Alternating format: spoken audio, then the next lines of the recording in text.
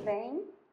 Vocês já perceberam que na Libras existem formas diferentes de sinalizar?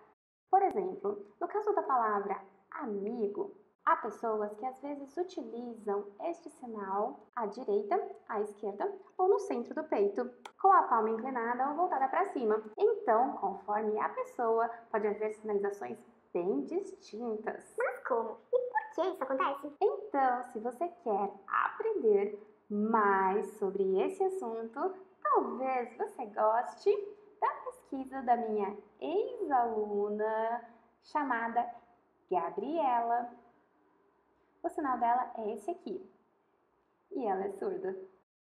Ela desenvolveu o tema Identificação de variações linguísticas na glosa da Libras. Venha conferir assistindo a este vídeo, mas não se esqueça de deixar o like aqui embaixo para ajudar o nosso canal e de se inscrever também.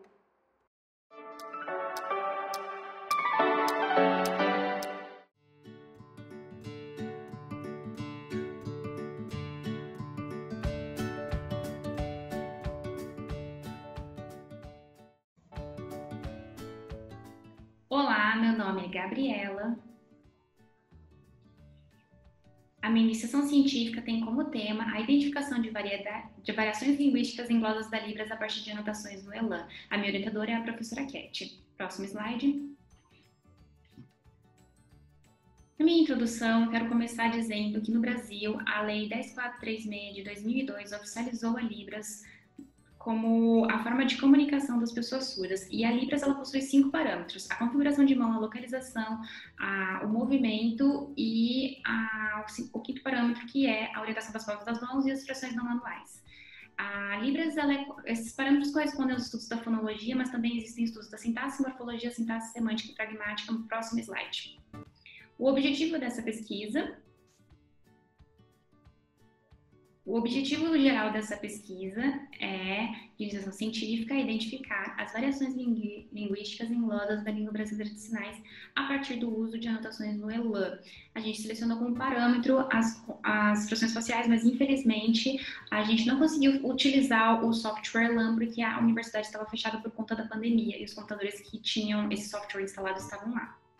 A nossa fundamentação teórica é baseada na língua brasileira de sinais, que ela tem variedades linguísticas que mostram pesquisas preocupadas com a avaliação dessa variação como vidal. Isso ocorre também, pois entre vários estados do Brasil não existe homogeneidade, ou seja, é possível observar sinais muito diferentes para o mesmo conceito, e isso pode alterar um sinal ou um parâmetro de um sinal ou de um parâmetro.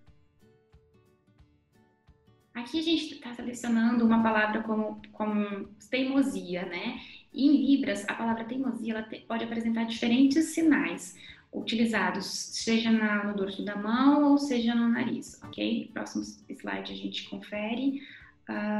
E também a gente acontece que entre os ouvintes também palavras como mandioca e aipim demonstram que isso também ocorre na língua portuguesa, que vão ter variações que mudam de um sujeito para o outro, como idioletos, ou que muda conforme o grupo social, com o conceito que a gente conhece na linguística como idioletos. Isso mostra que variações linguísticas ocorrem e que não existe uma padronização, seja na comunidade ouvinte ou na comunidade surda. Na metodologia, a gente selecionou uma metodologia qualitativa, pura, com base na linguística de corpos. Elaine? 19 participantes, surdos e ouvintes, que traduziram uma frase do português para Libras. A primeira frase foi: "Nossa, sua mãe é jovem, que bonitona." E a segunda frase foi: "Quem é seu amigo?" Aqui a gente apresenta os resultados de análise fonológica. A gente selecionou o sinal amigo para a gente ver as diferenças dentro dos parâmetros. Próximo slide. O movimento, quando sinaliza o sinal amigo, a gente percebe que em laranja teve 2 toques, com 37%. De cinza, a gente tem 3 toques, com 26%. Em amarelo, 4 toques. E aqui a gente mostra outro parâmetro, que também com o sinal de amigo, que teve diferentes orientações com a palma da mão. Alguns orientados para cima, outros mais na diagonal, outros na vertical, e também com a diferença de lado. Vocês também podem perceber as diferenças do sinal, que pode acontecer do lado esquerdo também. O resultado semântico consiste no estudo da função e do uso do significado. Teve algumas variações linguísticas que a gente percebeu no sinal de mãe e também de quem.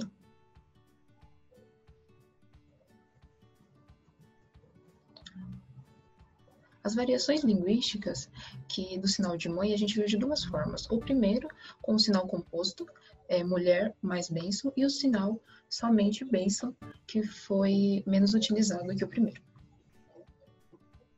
O sinal de quem, no dicionário, apresenta 3 variações.